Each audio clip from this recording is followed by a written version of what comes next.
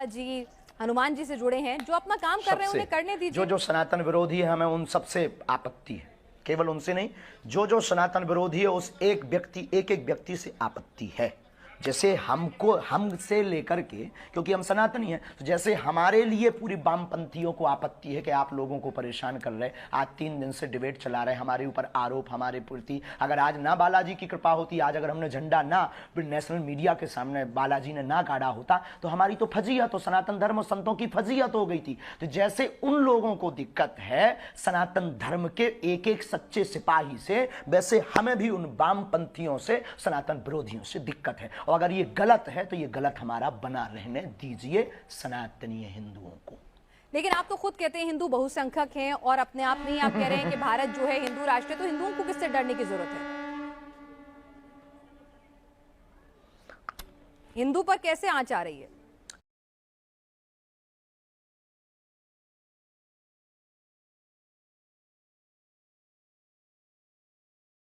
किसी से डरने की क्या जरूरत है? हम तो हैं, कोई डर थोड़ी रहा है।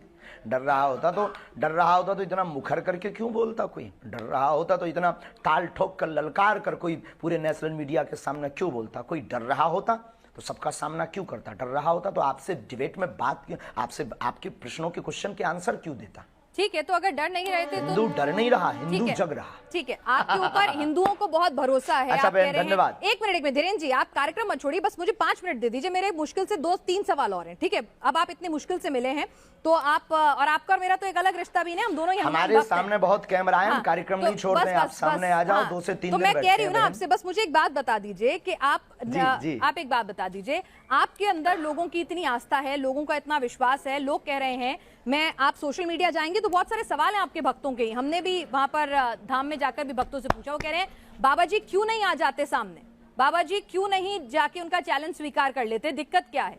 हमें बाबा जी पे पूरा भरोसा है, बालाजी महाराज पे पूरा भरोसा है, सांच को आंच कैसे? हमने चैलेंज एक्सेप्ट किया है। पहली बात तो उन्होंने कोई चैलेंज लीगली नहीं भेजा। अच्छा। ना कोई हमारे पास चिट्ठी भेजी, ना उन्होंने कोई अपना व्यक्ति भेजा। और ये झूठी मूठ की बात है, कोई अपने घर के अंदर चूड़ी बजा करके नाचता रहे, नंगा नाचता रहे, हमें क्या लेना देना है? उनको दिक्कत है वो आ जाए। और रायपुर छत्तीसगढ़ हमारा क्षेत्र नहीं है कि हम घर में बैठ करके दुबक करके ललकार लें। ये 3rd प्लेस है, ना उनके बाप का ना हमारे बाप का। आ जाए, कल भी दरबार लगना है ठठरी। लेकिन धीरेन्द्र जी वो कह रहे थे क्या वो किसी न्यूट्रल बैकग्राउंड पे भी आने के लिए तैयार है? कोई ऐसी जगह जहां पर ना नागपुर हो, ना मध्य प्रदेश, छत्तीसगढ़ या छतरपुर धाम हो, कोई ऐसी जगह जो दोनों के लिए बिल्कुल वो बता दें। हम तो शिमला चलेंगे, हम तो दिल्ली हम कह रहे हैं आप न्यूज नेशन आ जाइए, आपसे मुलाकात का भी मन है, आप न्यूज नेशन आ जाइए, न्यूज नेशन के मंच पर आ जाइए। किलोमीटर है, ये झूठी बात। आप न्यूज नेशन आ जाइए, श्याम मानव जी को भी बुला लेते हैं, और हाथ कंगन को आरसी क्या, क्यों आ जाए? अरे हमारे मेहमान बनकर आइए। कुआं थोड़ी चल करके पैसे के पास जाएगा। अच्छा नहीं आएंगे प्यासा कुआं। हाँ तो आप कह दीजिए कि आप जैसे यहाँ न्यूज नेशन उन्होंने कैमरा भेज दिया, सुरक्षा की गारंटी आपकी और उनकी है।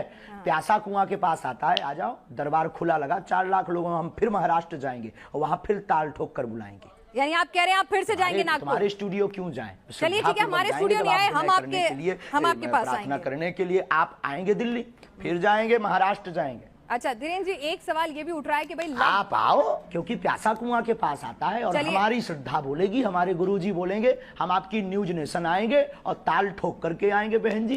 बिल्कुल इंतजार रहेगा। अरे हम सनातनी बब्बर शेर है, इंतजार रहेगा। लेकिन एक बात और बताइए, आप लव जिहाद को लेकर भी बहुत ज्यादा नाराज हो जाते हैं। भाई प्यार तो किसी को किसी से किसी भी वक्त हो सकता है, प्यार में धर्म, जाति, समुदाय के बंधन कैसे? सबके लिए।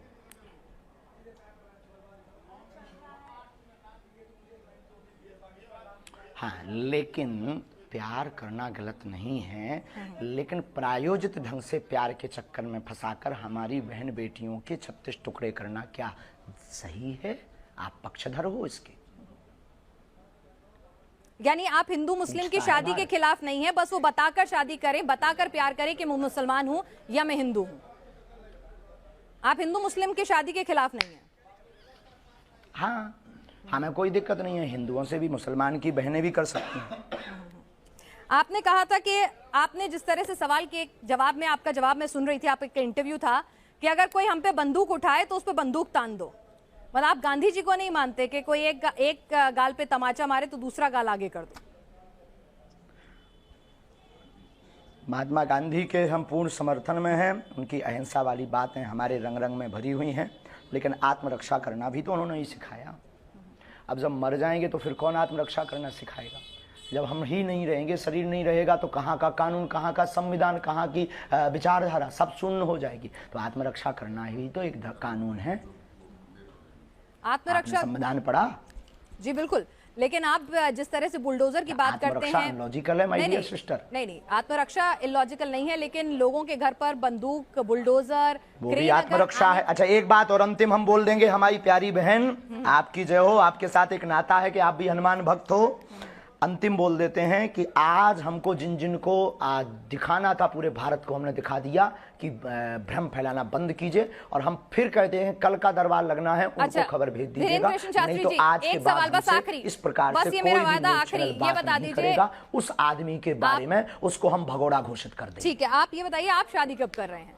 आज सोशल मीडिया पे आप खूब ट्रेंड में छाए हुए हैं, सब पूछ रहे हैं धीरेन्द्र कृष्ण शास्त्री जी ने कि आपने लिए बहन आप हमारी बारात में आना, हम बहुत जल्दी विवाह करेंगे। लेकिन वायरल बहुत हो रहा है कि आपको लेकर, एक साध्वी जी को लेकर खूब वायरल होती रहती हैं खबरें, खूब बातें होती रहती हैं कि फाइनल हो चुकी हैं बातें। क्या है, क्या उस पर कुछ आप बोलना चाहेंगे? नहीं, ऐसा कुछ भी नहीं है, ऐसा कुछ भी नहीं है। ये मिथ्या और झूठ है, ये गलत, मिथ्या और झूठ है। और जब भी करेंगे डंका बजा करके करेंगे। तो लड़की पसंद कर ली आपने? बहुत बहुत धन्यवाद।